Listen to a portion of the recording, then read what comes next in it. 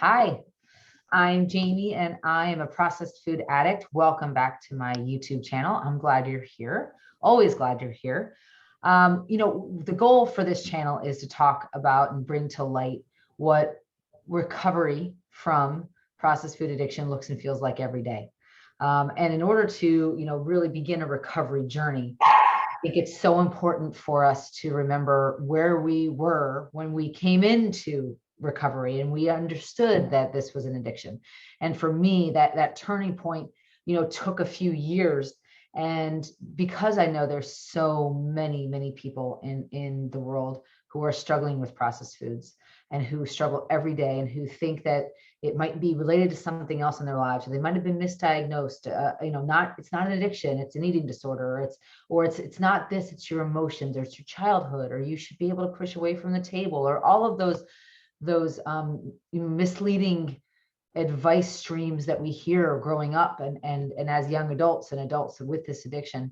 I really want to focus on bringing to the channel other folks who have found their way into processed food addiction recovery, who have a story to tell. And the reason I'm doing this is because I really think if this lives in the dark, our world will keep getting sicker and keep struggling with these processed foods and all of the fallout that comes from processed foods. And so I'm trying to bring to light and bring to all of you different perspectives of processed food addicts who are in recovery, how they found their way in, how they understood their addiction, how they apply recovery principles every day in their lives, what their lives were like before they were diagnosed with an addiction, and what their lives are like now in recovery. So thank you all, and thank you specifically, Heather, for joining me today. Heather is a dear friend and also somebody who I've met in the recovery rooms of processed food addiction. She is in my recovery community with me, and she has a different experience than I do. And it's so important because I want her to share her story here so that we can understand that what brings us to processed food addiction recovery, there's many paths, right, that bring us here. So Heather, thank you for your time today. I'm so grateful you're here with me and sharing your story. What I wanted to do was maybe ask you, first, who is Heather? Who are you? What information can you share about who you are, what you do, and what your loves in life first, and let's just get to know you. Sure. I just wanted to apologize for my dogs. I don't know what's going on all No of a problem. sudden, of course.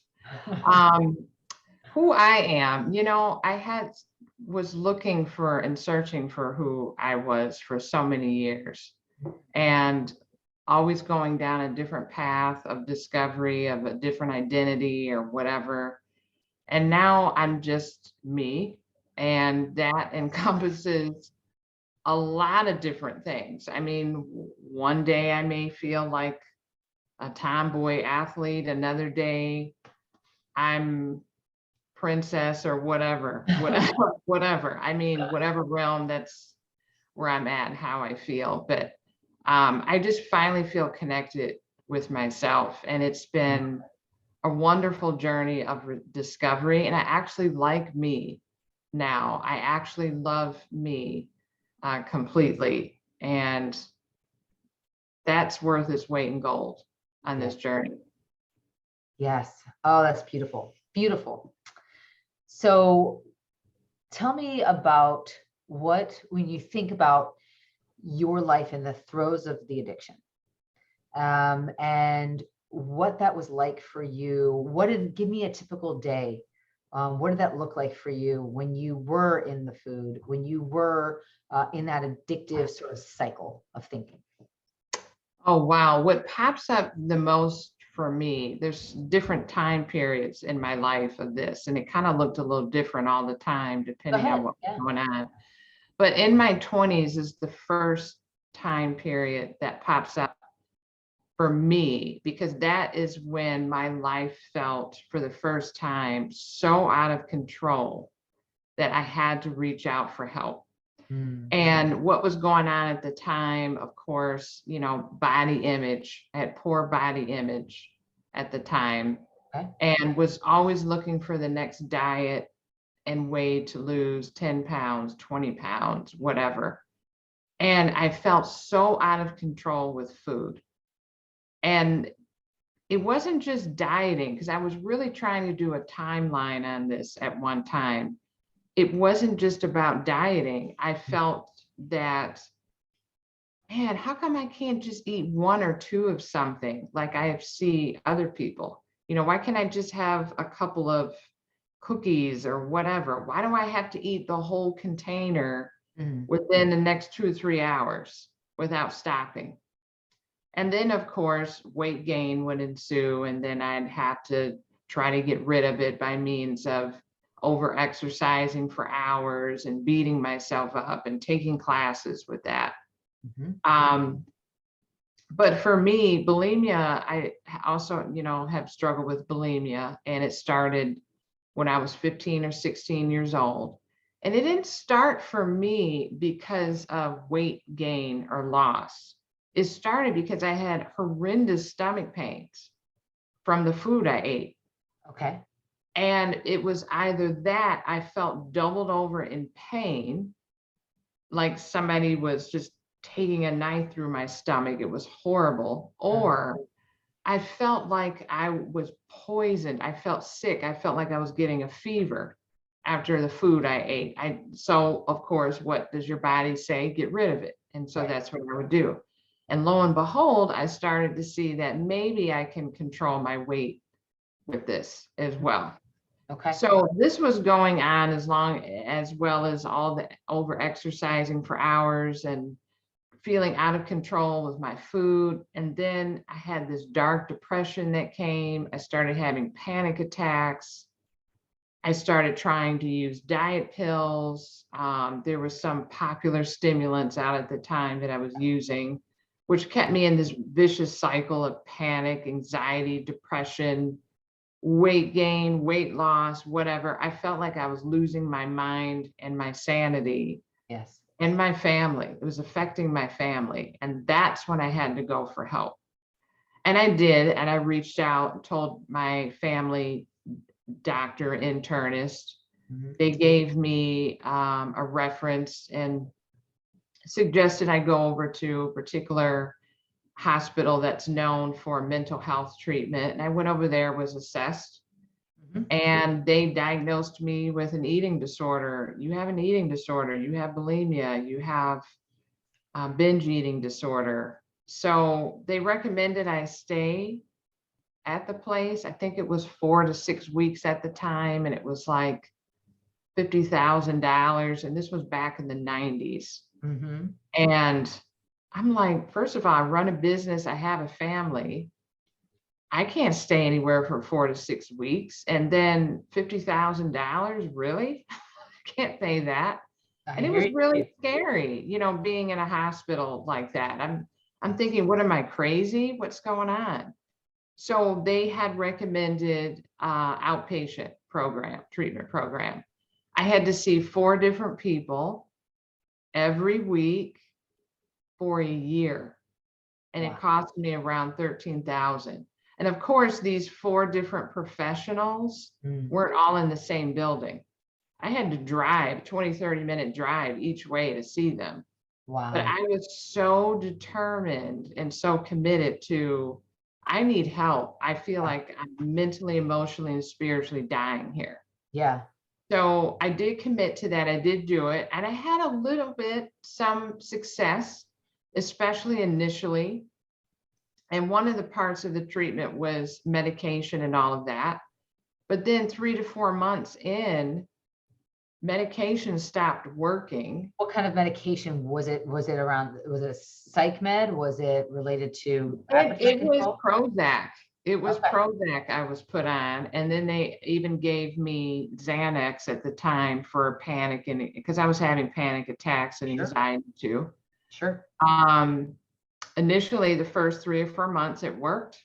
Mm. And then it stopped working. And then it was like a slingshot, just boomerang came right back Yeah. in spades, like worse, way worse. And despite all of this group therapy treatment, still came back, and it was frustrating. So they tried me on different meds and having horrendous side effects, things that I didn't have that were hard to deal with. Oh boy, So I yeah. stuck it out for a year, and it never gave me control over, I mean, I had some control over the binging for a while, and it would come back.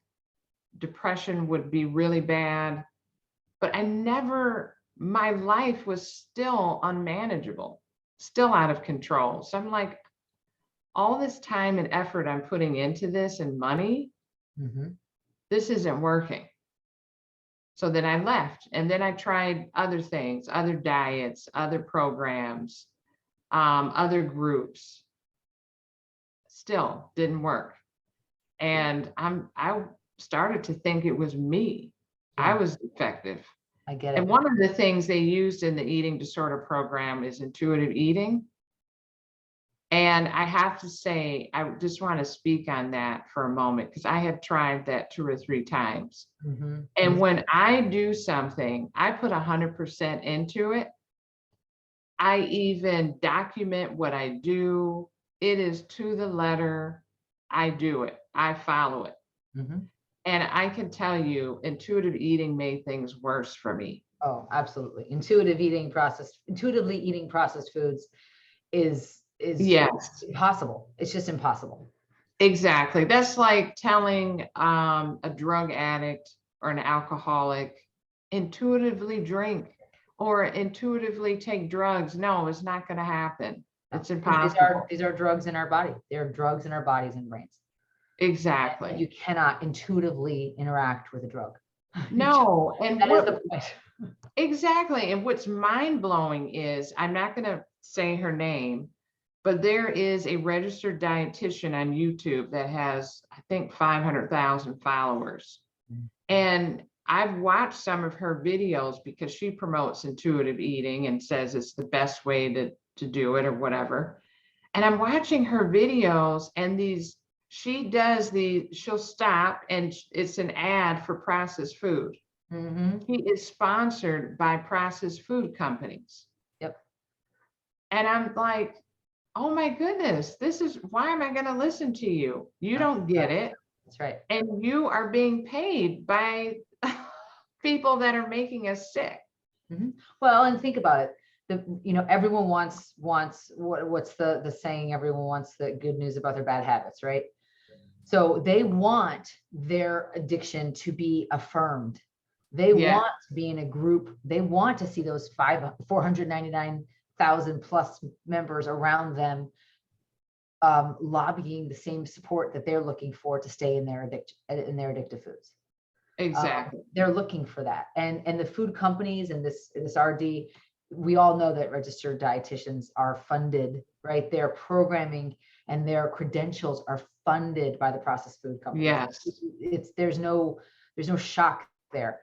I have a dear dietitian that I love and adore, who's in my life, or was in my life, I should say, in a professional capacity, for many years, and she constantly told me to moderate processed foods. She said, these foods are totally fine. They're absolutely fine. Dairy is fine. Gluten is fine. You're making too much of this. You're making too much of this. You're being too strict, she would tell me. And at one point, I just had to stop working with her professionally. I love her dearly as a human being, but I cannot work with her professionally. And I explained to her, I said, I just cannot have this food monkey on my back. Like you were talking about, like I felt like the wheels were coming off the bus for me in all aspects of my life, and I wasn't willing to live like that anymore. And it sounds like you had a similar experience. And you said a couple things. You said it was affecting your family, right? When you were heading into this outpatient program, and you knew, right, you wanted to, spend that money because you knew it was really affecting your life in so many ways. Can you talk about, how that was affecting your life day to day? From was it leading to, besides the physical side effects, did it lead to any other mental well-being side effects, or any relationship side effects? Oh, all of it. There were side effects all around me. And I hate that, because I'm such a family oriented person. I love my family. And I think that I did not have that self-love yet for myself. So seeing how it affected them is what prompted me to go and get help. So first, starting with my marriage, it affected my marriage. I mean, my husband would see me disappear in the bathroom, after eating, or seeing me eat all this food, and then I was irritable or self-loathing later, and the way I felt about my body and myself. And it was just an obsession all around, obsession about getting a particular food, obsession with how I looked, obsession with getting rid of all the extra calories, just an obsession. And there's not any room in a marriage or in a great partnership for obsession of anything at that point. And I saw that just being dismantled. And then with my son at the time, because at this particular time in my 20s, I didn't have my other two children yet. And I saw the way it was affecting him. The teacher would send me emails and call me about how my son was in school. And at the time, we didn't know he had autism at the time, but it was just other things that I look back at that she told me that he was experiencing and going through. I knew it was because I wasn't fully present, and he was very connected with me. So when I was going through things, he was going through things, but couldn't express it at all. Right. Because with autism, they have a problem with communication as it is. So he had a lot of anxiety, and it affected him in ways that was awful, just awful looking back. So I saw that, and I knew intuitively that, okay, this is, at the time I called it eating disorder. This is affecting my family. I have to do something. How did that diagnosis, because you mentioned it, it's a heavy phrase, right? You have an eating disorder. Right. When you heard that diagnosis, what were your thoughts? How did it make your processed food use worse, better? How did it affect you? It did not empower me. It had the opposite effect. Yeah. When you tell somebody they have a disorder, it almost feels self-inflicted somehow. And I have to say, when you go in for therapy and you're talking, and I had to go in every week for therapy, I go in and talk to the psychiatrist, I go in and talk to the licensed clinical social worker. It was inferred it was me, and it was in my head. And that right there, never about the food, that right there made me feel so defective right there, and shame and guilt, and, well, just eat one, or just do this, follow this in the intuitive eating workbook, go back to chapter 4 and just review. And I was thinking it was me, and I'd go back and do it. I'm like, how come I can't do it? And how come other people can just eat 1 or 2 of something, but I can't? Do you think that it made your addiction evolve down a negative way? Yes, and what happened was it evolved into anorexia. Okay. It turned into more control. And I was so tense. I remember I was so irritable. I was so tense. I was controlling every aspect of my life, which was so interesting, because when I think about it, it was affecting my oldest son. And he started having issues with control. I would hear about this from the teacher. Even though I didn't say anything to him, it was affecting him. I mean, yeah, he saw it. Mirror neurons, right? He saw what you were. Exactly. This whole control. I just controlled my environment, controlled everything and everyone around me, including myself. And then it turned into, without me realizing, calorie restricting. And next thing you know, I'm hearing people say, oh my goodness, you need to eat something. You're getting too thin.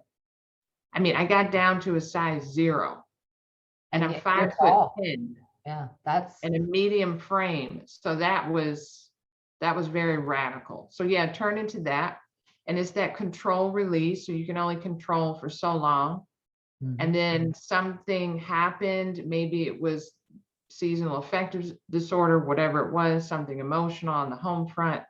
Boom, it just blew up, turned into binging again. And then I rapidly put on 30, 40 pounds easily. Sure. Sure. Which is easy to do. It's easy to do. That boomerang effect, right?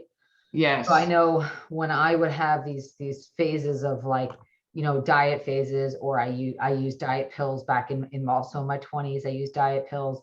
And the minute I came off those pills or off of that diet plan, I was off to the races. I was off to the races, and I would gain weight quickly. And then there was a period after losing my mom suddenly in 2004 where I was heading toward bottom. I didn't know it necessarily, but after a couple of years, I realized that, I just wanted to eating was my number one priority in life. Eating was my friend, best friend, partner, lover, employer. Food was all of those things for me. Exactly. And even though I had people in my life that fill all those roles, it didn't matter. They were secondary to the food.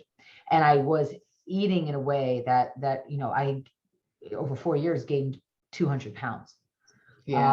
And that is some serious dedication to eating, right? The amount of calories that one has to take in. So when you say you gain 30, 40 pounds, back after sort of coming out of that restriction phase, it really, it makes so much sense. And it's so easy to do. It's so As a matter of fact, I recall at one stage, after this period of anorexia, I wanted to get pregnant.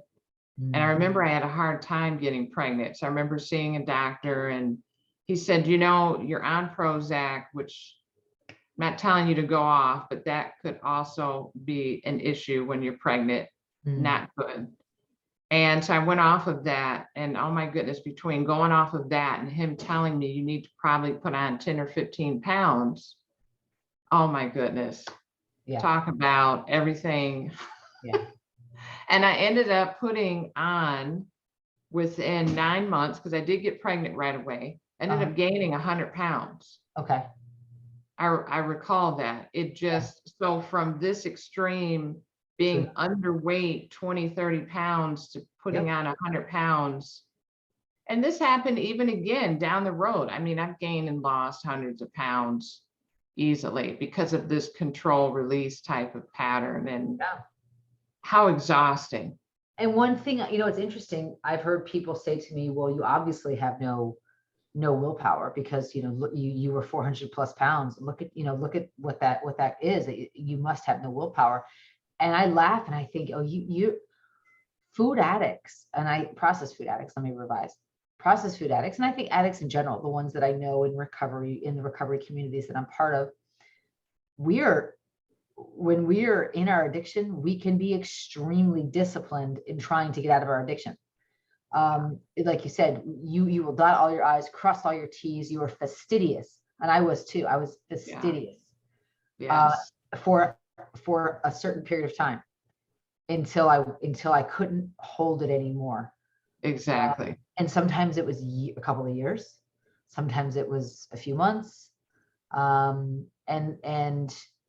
when I came out of that period of white knuckled control, that's when the wheels come off the bus for me, and the weight gain is severe, and it's like a boomerang. Yes. Yeah. Yes. Well said. So you're a mom for the second time.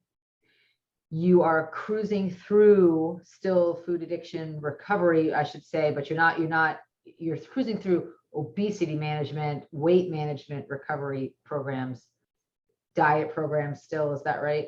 Yes, absolutely. Everything is about weight loss. And you're healthy. If you're fit looking or lose weight, you're okay. Not, focusing on all the other parts, and especially the food part, processed food causing all of these cravings and losing control and all of that. When did you realize that processed food addiction is real, and when did you surrender to the idea that you were an addict? What was the tipping point for you? Oh, wow. So I had done a couple of highly restrictive diets, even built a business off of one of them, and that was I did keto. I Mhm. found keto. It really helped me with cravings, and I don't know. I just thought I just found the holy grail Sure. for food addiction. And at the time, I didn't know. I hadn't accepted and didn't know about food addiction at the time. I heard about it, but I accepted sugar addiction. That's what I thought it was. So did that for a couple of years, but I was binging on the weekends on keto treats. Sure. But because it was on plan, it was acceptable and wasn't really binging. Mm. But I didn't like how I felt. Yeah. It wasn't, I was kind of keeping my weight actually kind of around the same. I just didn't like how I felt. What I do you didn't mean? like feeling out of control. I Yeah. didn't like feeling out of control. And I started having that obsessing and Mhm. then binging on the keto treats. I physically didn't feel well for 3 or 4 days until the end of the week. And then it would start all over again. And it reminded me of what I used to do with intuitive eating and processed Yes. foods when I would control with writing down how many calories I was eating and Yes. all of that. It Yeah. was too reminiscent of that. Food journaling, calorie counting, Yes, macro. yes, Oh yes, I did all of that. exactly. So then I found some websites on individuals that had a lot of food sensitivities and Mhm. they couldn't eat even any type of carbohydrate without feeling like they were binging. Because that's kind of, I always blame carbs because that's what we were told to blame. Yep, me too. So I ended up doing carnivore for 5.5 months. Mhm. I have to say, 3 to 4 weeks in, it was right over that 30-day mark. So I was just going to try it for 30 days. And it was kind of around 35, 36 days. We went on a family trip to a water park. It was an indoor water park. Mhm. I was in the dressing room and I was getting dressed and I had my son's bag and he had some candy in there. Mhm. I hadn't had any candy in almost 3 years, any sugar, any candy from being on keto and carnivore. Sure. I ended up eating a couple of pieces of candy. I was shocked. It was the first time I ever really recognized I lost control, like an out of body Yes. experience Robotic. where I was a puppet and a puppeteer was controlling me. Yes. I literally was like, no, don't do it. And I started eating it. And then next thing you know, I ended up eating it all, and all the wrappers were on the floor. And I remember crying. I was mortified what happened. And I remember after that, it turned on a switch in my head. And I went looking and searching like Yes. a lion was searching for its prey For more. for more sweets. And I ended up doing that. And it just, I could not stop. And I remember that night crying and crying. Then my stomach started hurting me so bad. I thought I was going to have to go to urgent care. Right. And then I ended up, my bulimia started again. And for me, bulimia is as addictive, if not more addictive than the processed food itself. Okay. Because there's a euphoria, there's a huge dopamine spike that you get from it. And Interesting. then this relief, this calm, this relief that comes after. And it awoke the monster. So I kept attempting, and then it just kept happening, binging, purging while I was doing carnivore, no matter how much strictly I stuck to it. Right. I tried so many different things, organic, grass-fed, organ meats. I mean, I did it. I followed all the top The people, dam would break whatever. eventually. The dam. Yes, and it just, that's exactly what happened. And then I ended up reaching out for help, and it was with another registered dietitian, and she recommended intuitive eating. I tried that, but I could not stop the binging and purging. And that went on for a year and a half. Mm. And I just was on my knees. I remember crying in the bathroom every day. It was the trip to the store and back, trip to the store, bulimia back. It was horrible. Mhm. And finally, I found Facebook group, food addiction education Facebook group. And Yeah. I saw the brain scans, and that attracted me because I'm a science nerd. Yeah, sure. And that's how I found Dr. Joan Ifland Mhm. and her community. And I've been doing it, I've been in it. It'll be 3 years this year. And it's the only thing that has helped me. Her community, the science that she's brought. Yeah. And I have peace in my life. But that's how I got to this point. Yeah. What what about the addiction research has freed you? It sounds like you're free, right? You're free in a lot of ways. What about the addiction research that Dr. Ifland has brought to light really, kind of change things for you? Well, first of all, I coming to the realization, Mhm. and this is according to the DSM that's in the medical textbooks, that I have a food addiction. That was the first thing. I mean, acknowledgement, awareness is half the battle right there. Yeah. It's not an eating disorder. It's not learning to be mindful and Yeah. moderate. It's not that, because I went down that road and did that too. It's not that. And that was the first part. The second part was learning about processed food, the food additives. It's not food, it's poison. It's And it's toxic. drugs. It's drugs and it's poison. It's straight up drugs is what it is. And learning about the addiction scientists and how they work to addict people. I mean, I've seen so many TED Talks on different neuroscientists that discuss this, that they do brain scans on people to Mhm. find out how their Doritos can be more addictive. Mhm. And actual brain scans on people, running them through to see if To spike the dopamine, right? Dopamine. yes, and it just like, oh my goodness, this is real. This is not conspiracy theory. This is real. There's actual data on this. There's actual science on this. And that's what's so sad So and scary. having a background in naturopathy and clinical nutrition, I am aware and know about how neurotransmitters work and how they work in the brain Mhm. and the addiction pathways in the brain and how these processed foods activate these addiction pathways. They just light up like a Christmas tree. It's crazy. So knowing all those things made me recognize and realize this is real.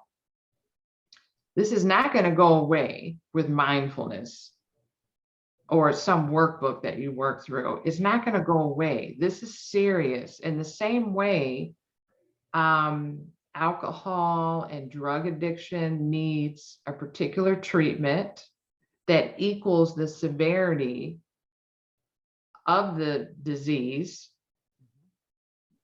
That's what food addiction needs. And one of the things that I want to stress, and I've talked a little bit about it, but I need to go into way more detail here on my channel, is the importance of the recovery environment. So for food addicts in particular, because this disease is so insidious, it affects so many more pathways than just one single drug or substance. We have multiple pathways affected. We have multiple substances affecting us and altering our moods and perceptions, and even our motor responses, right? As you described in that locker room story, we have such an unbelievable need to do recovery in the environment that triggers us most. And for most of us, that's home. Yeah. And so that's why, perhaps residential services, residential recovery services are okay for some addicts, whether they're alcohol or maybe drug addicts, because maybe most of their activity is not in the home. I don't know how true that is. I think that's going to be individual for everyone. But for food addicts in particular, and certainly in my experience, I needed recovery in the home, because the home was where the relationships were that were triggering me. The home is where is the environment that I kept the food. It's the home as an adult is where I procured my, my habits. And the home needed to be the place that I created and lived those new habits out. So going away to a treatment facility, or going away even to an outpatient kind of setting like you did, is why every time I would return home, Yes. I would binge Yeah, again, or I would get back and I'll just have a little bit. And then I would find myself in a few days or weeks right back where I was. exactly. Exactly. And even though it wasn't treated, like a food addiction when I was going for treatment, I Mhm. have to admit, I'm sitting here thinking back when I was in treatment and I was outside of the home going to these different clinics and offices, I wasn't craving when I was there. Mhm. It was on my way home, because for Okay. me, it was the car and the home. Yes. That was where I would binge and eat and do whatever I'm going to do with my food. So it did not, as you mentioned, it did not make those recovery safe spaces that I needed it to be. Yeah. So that's kind of where it falls short. I mean, immediately where it falls short is it's not treating it as an addiction, Right. but the other part is it's not helping you create your home and car into a safe space for recovery. Exactly. And you're right on about the car. The car is for me almost equal for the home Yeah, as far as the importance of being a clean, safe, non-triggered place. Um, and now I use my car, and I love what we talk about in our recovery community. We talk about, using the car as that it's a recovery vehicle, literally. Like we live in it and use it to grow our recovery. So it looks like listening to podcasts or interviews, or YouTube or audiobooks that support recovery. Saving those really high value things to listen to, or the phone calls to make in a safe way when you're behind the wheel, making the car into a vehicle for recovery instead of a vehicle for the addiction. right. And Exactly. the home is now that's trickier, right? Because if you can be in your car alone, right, if you're going to work or going to your daily daily responsibilities, but your home, most people share with others, and others, as we well know, are not really into admitting this is an addiction or wanting to take the foods out of their lives. So, and I know that that's your story in the sense of you live with folks who are in the processed foods, who Right. are not in a place to want to get out of them. And many of them are, you've got a young child at home still. So, he's in a place with food that's very different than yours. How, what does recovery look like for you today? And then I want to circle back to how you navigate life as a food addict in recovery with in a home with people who are still active in their addictive foods. So let's first talk about life today, right? What routines, what mindsets, what habits do you have that keep you safe in food addiction recovery? Great question. So my routines are 7 days a week. I check in with my recovery group in the morning, no matter what. We have a 7 day a week now where we have live events that we can check into. And I initially in the beginning, I didn't have that in the morning, and I really struggled on the weekends. I Mm. would get through the weekend, but it was hard. I was just making sure I was depositing enough into my recovery bank account by going to more meetings and stacking them Monday through Friday. But now that we have Saturday and Sunday meetings, I make sure routinely to get in 7 days a week, no matter what, Mhm. to check in. And I just find that it helps keep me safe. It helps me set my intentions for the day to stay Yeah. safe. On Sundays, I make sure I batch cook and meal prep for the week. Mhm. And so the biggest thing is, if you don't plan ahead, plan to fail. Mhm. And I plan ahead. I have my food ready in the refrigerator, ready to go. and it's great. It's talk about having the best fast food there is right there in my refrigerator. Just Ah, re-warm it up. that's right. We don't have to go through any dirty drive-throughs. Do you ever Right. look at drive-throughs any differently? Like I look at drive-throughs now. If I have to go through them, which I will put my foot down and say no. But there was one time recently I had to go through one because the actual restaurant was closed and a friend needed, quote unquote, needed her addictive fix of caffeine. And I remember going through the drive-through thinking, this is disgusting. Like Yeah. you see rat traps, you can see all their trash. You can Yeah. like it was just there was trash on the path to the drive-through, the driving path. It was just nasty. And Yeah. of course that you can see inside the restaurant and see how nasty it was. And I remember thinking, oh, why would anyone want to eat food that comes out of this window? Why did I eat Right. food that came out of that window multiple times a day? Exactly. And we don't even see it. The addiction Yeah, just has us, yeah, it's like a denial. veil over our eyes where we can't even see what's actually going on. And now that's lifted, is like, whoa. Yeah. Yeah. And my habits, healthy habits of self-care. Self-care, I used to think self-care was just brushing your teeth, taking a shower. Right. But self-care is getting any spiritual input that I need for the day, which I do in the morning, and Yeah. meditation and prayer and my faith organization meetings, and then my volunteer work.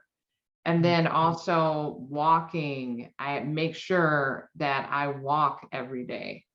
Because, when the body moves, the brain grooves. My brain doesn't work unless I move. So Mhm. that's a huge part of it. And then I do 4 workouts during the weeks. I just love athletics and sports and things like that. So that's like my medication. Yeah. Um, Also connection. I have a few friends that are very dear to me that I connect with. Mhm. Um, a soul connection too. It's no superficiality. Yeah. It's a soul connection. That's because one of the things we've learned is that connection is the opposite of addiction. And I like to say that the antidote to addiction is connection. It Yeah. is so important. So that's also a part of it. I hope I And didn't leave anything out, but that's the main parts. it's amazing. It sounds certainly inclusive to me in my experience as well. But I want to say one more thing about connection. And it's not just only about connection with others. In my recovery, I realized it's not just about connection with others. It's about connection with myself. It's about Yes, connection with the universe, right? With the universal source of love and truth. It's whoever and whatever that looks like. Um, for me, it looks like a deity, right? That I choose to call God. But it doesn't have to look like that for everyone. But I right. find that connection, certainly other humans, is absolutely, like you said, so important. And Yeah. so is that personal connection, and so Yes. is that connection to, some Yeah. sort of universal source of love. Because that will sustains me in those low moments of my recovery where people are human and let me down. I'm Yeah. I let me down. And Yeah. I have a place to go to get, perspective and to get connection when I'm feeling like I can't connect with humans. Yeah. Perfectly said. That's so absolutely true. And I know it seems a little trite because so many of us in the zeitgeist, right? We hear about people in recovery, any recovery program, talk about higher powers and all these things. Right. Um, but in my experience, and I remember trying to live life without having that kind of connection, spiritual connection in my life. Me too. Me And too. I just was so deep in my addiction when I didn't have a Oh, spiritual yeah. It was connection. probably the most miserable part of my life when I did that. And I And the was, closer I am, my life is just amazing because of it. mhm. Yeah, Yeah. yeah. And it I'm doesn't have glad to be you about other. pointed out something about connection with yourself. Mm, In order to truly connect with others, you have to connect with yourself. yeah, You have to. I mean, there's no way. And just like in order to truly love others, you have to start to love yourself and like yourself. Yes. So yes, that self part piece is so important, along with whomever your higher source or universe is. Yeah. Yes. Thank you Very for true. sharing that. Well said, my friend.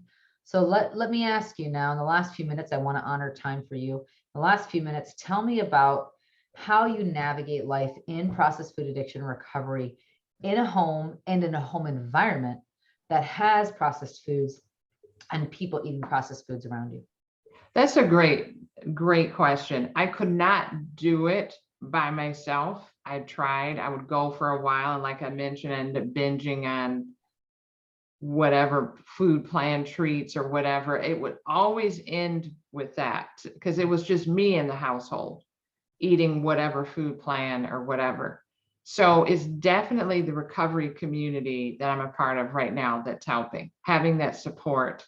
Yeah. They're my food community or my food family. Yes.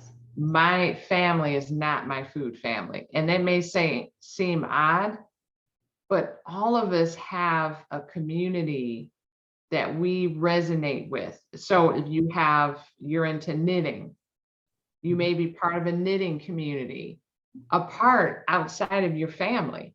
Right.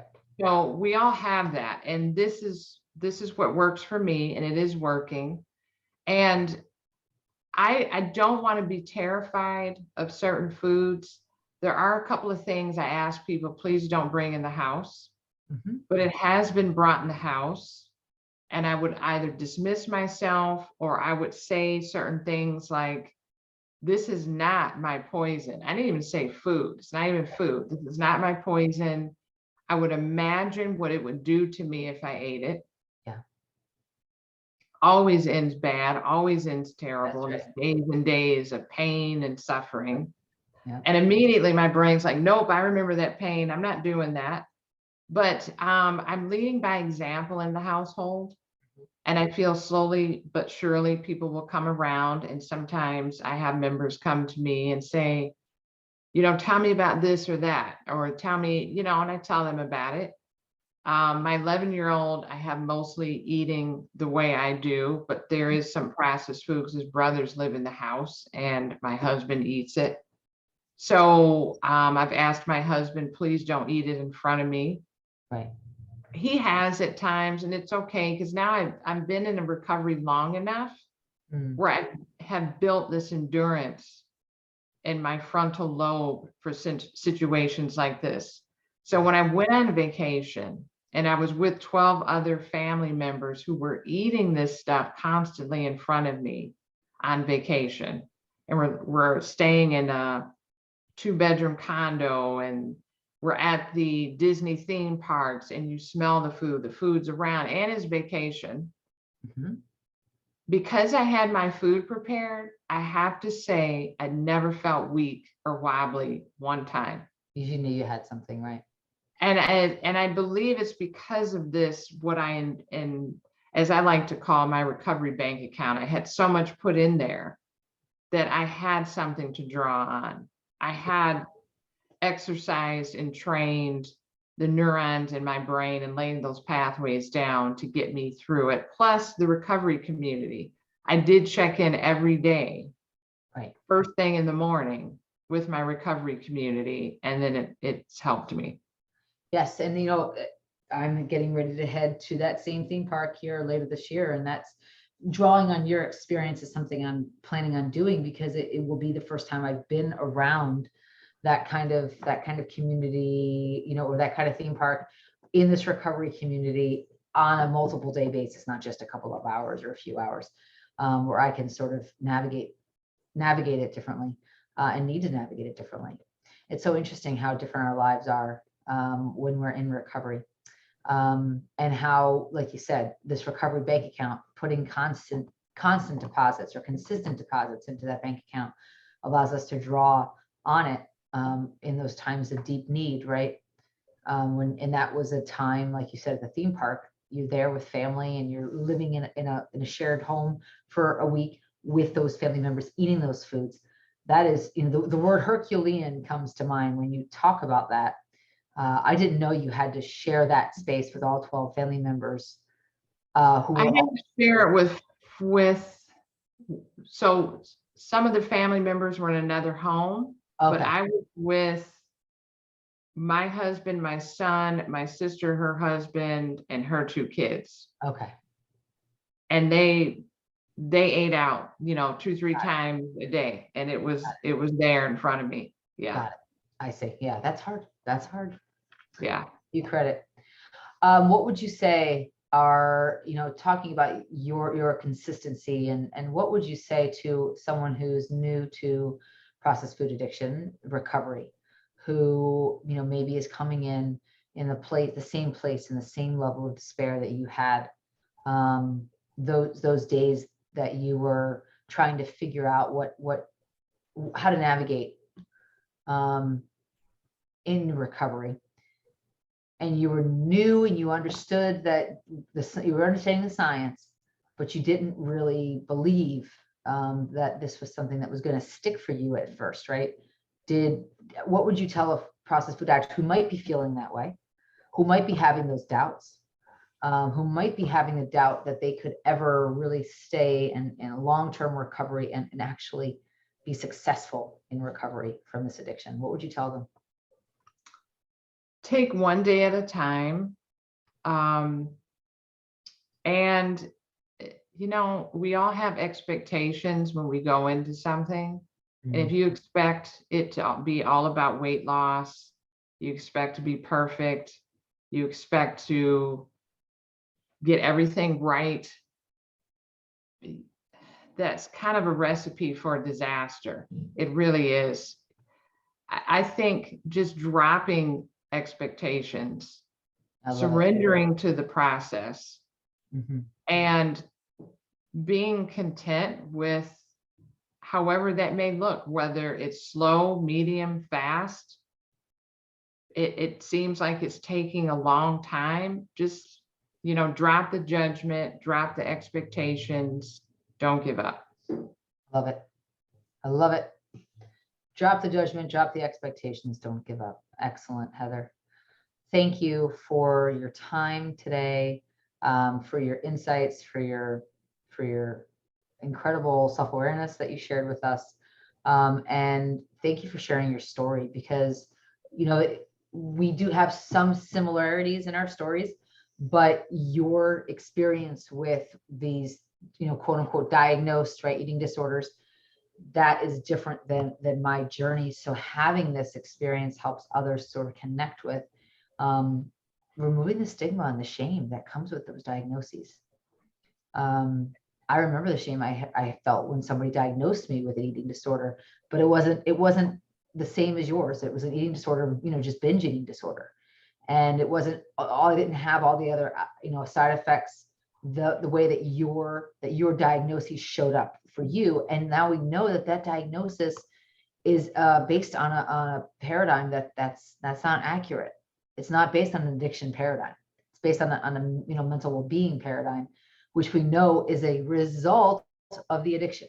So it's just so different. It's so different now. So thank you. I look forward. If you have any questions, guys, on this interview, want to ask us questions, get a conversation started in the chat. As always, I welcome it. Please do. And thank you again, Heather, for sharing your story. Thank you, Jamie, for having me.